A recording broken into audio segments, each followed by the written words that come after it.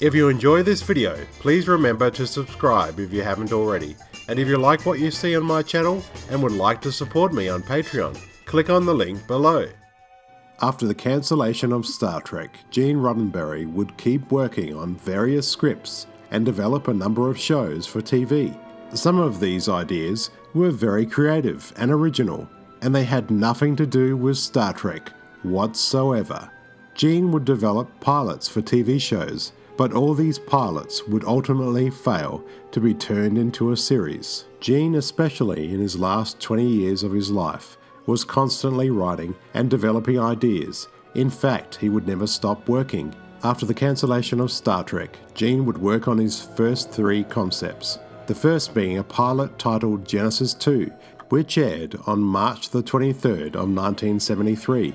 The pilot was created and produced by Gene Roddenberry and directed by John Llewellyn Moxey, who directed the horror film The City of the Dead in 1960, and a number of episodes for shows like The Saint, Magnum P.I., and Murder, She Wrote. The pilot, Genesis 2, opens with the main character, Dylan Hunt, played by actor Alex Cord, opening with the narration. My name is Dylan Hunt. My story begins the day on which I died. Set in 1979, the story would follow NASA scientist Dylan Hunt working on Project Ganymede, which is a suspended animation system for astronauts on long space flights. Hunt volunteers as a test subject and puts himself in suspended animation in an underground lab. A major earthquake hits and the lab is buried, damaging the monitoring equipment, which prevents Hunt from waking from his deep hibernation sleep. He is in suspended animation for over 150 years until he is discovered and woken up from his hibernation sleep by an organization called PAX. PAX are a pacifist organization who are trying to create a peaceful and idealistic society, and they see great good in Hunt, mainly because of his knowledge of the past. Hunt finds out that it's the year 2133 and it's now a post-apocalyptic world which is run by a totalitarian regime which is known as the Tyranians, who are mutants who possess great physical strength and have a dual circulatory system with 2 hearts and are identifiable by having 2 navels. This idea was a dig at the network by Roddenberry, who during the run of Star Trek was overrun by demands by the NBC Standards Department, whom Gene often called the BS Department, who didn't want women's navels being shown on TV. Gene Roddenberry would already have stories lined up for a 20-episode first season. Unfortunately, after the pilot was released, the CBS network dropped the series and instead would release the short-lived series Planet of the Apes. After the failed pilot, Roddenberry would rework his Genesis 2 story and concept into a second pilot, titled Planet Earth. The main plot was based on a story premise of Genesis 2, which was called The Poodle Shop, which was actually based on an unused story idea called The Pet Shop, which was Gene Roddenberry's original pitch for Star Trek. Actor John Saxon would replace actor Cord in the role of Dylan Hunt. The network would recommend that this second pilot have more action and adventure with a lot more physical conflict. Director Mark Daniels did exactly that, making the TV movie more fast-paced and action-packed. Daniels is best known for directing 15 episodes of Star Trek, including the episode Mirror Mirror.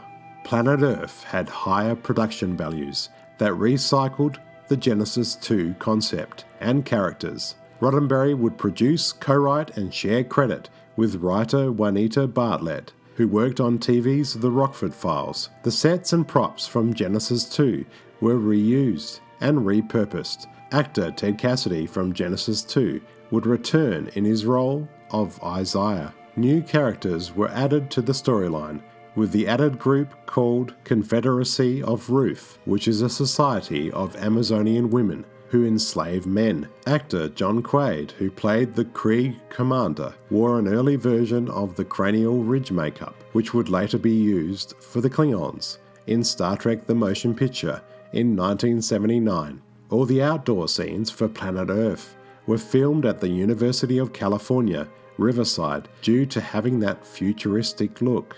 Majel Barrett would play a PAX official, and actress Diana Muldaur would also co-star.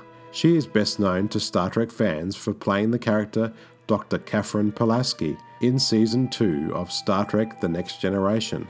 Planet Earth aired on ABC in 1974, but was unfortunately not picked up for a series. Warner Brothers would own the rights to the story, which they would rework and turn it into a TV movie titled Strange New World, which aired in 1975, a project that Roddenberry was not directly involved with. Actor John Saxon would play the lead character, Captain Anthony Vico, a character that was almost a carbon copy of the character Dylan Hunt. The pilot was similar in tone to Genesis 2 and Planet Earth, and was about a trio of astronauts who returned to Earth after 180 years in suspended animation to locate the headquarters of PAX and free the people who are placed in suspended animation. Gene would follow Planet Earth with the QUESTOR tapes in 1974, which was yet another failed pilot, which was conceived by Gene Roddenberry, who also acted as executive consultant and co-writer of the script, alongside Gene Kuhn, a writer on Star Trek whom the pilot movie is dedicated to. He sadly passed away after the broadcast of the pilot. In the original draft of the show, this android that we call QUESTOR was searching for the man who had provided his blueprints and his parts, essentially the man who had created him, his creator. The robot wanted to know why he had been placed on this planet, which immediately got me in trouble with some of the television executives. One of them said, and I quote exactly, "Whoever heard of a character in drama being interested in the reason for his existence?"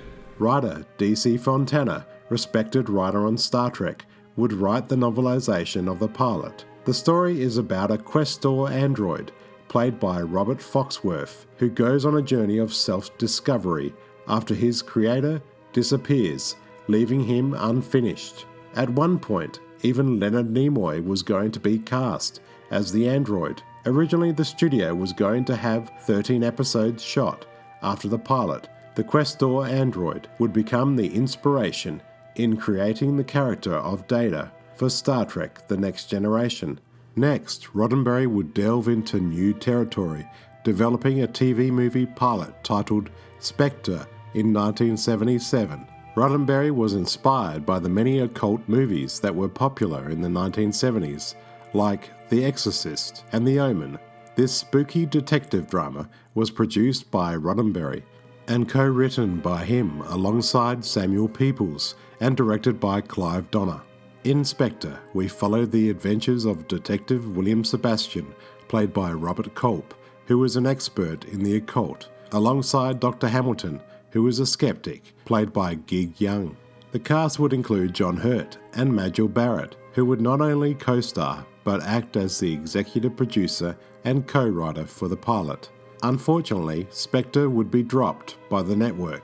The two main characters, played by Culp and Young, are somewhat reminiscent of the Kirk and Spock relationship. However, the pilot is not something you would want to rush out and see. It's a rather dull and undynamic TV pilot, and features the characters mostly standing around talking. There's absolutely no action or excitement in the pilot. If you do want to see Spectre, the only copy is on YouTube, in terrible quality. After the cancellation of Star Trek in 1969, Gene Roddenberry began working on a planned project titled Battleground Earth, which was a science fiction series set in the near future where a group of aliens land on Earth under a banner of peace. This idea was originally abandoned by Roddenberry and picked up years after his death by Gene's widow, Majel Barrett, who would develop and produce the series titled Earth: Final Conflict. The show was originally going to be titled Battlefield Earth, but was changed to avoid being confused with the film of the same name. The show was quite successful, lasting 5 seasons from October the 6th of 1997 to May the 20th of 2002. With the success of the series, It would lead to the development of a new exciting series. Screenwriter Robert Hewitt Wolfe, a writer known for his work on Star Trek Deep Space Nine, would begin adapting the science fiction series Andromeda in 2000. Wolfe would use the name Dylan Hunt for the main character, who was played by Kevin Sorbo. Andromeda would be produced by Majel Barrett Roddenberry and would run for 5 seasons. If you look back on Gene Roddenberry's work, you begin to realise just how busy he was, constantly writing and working on ideas for shows, including working on Star Trek all his life. Many of these TV pilots were made with the intent of making a series, and I can only imagine how many ideas by Roddenberry that have not been developed, which are waiting to be uncovered. My name's Jonathan, thanks for watching,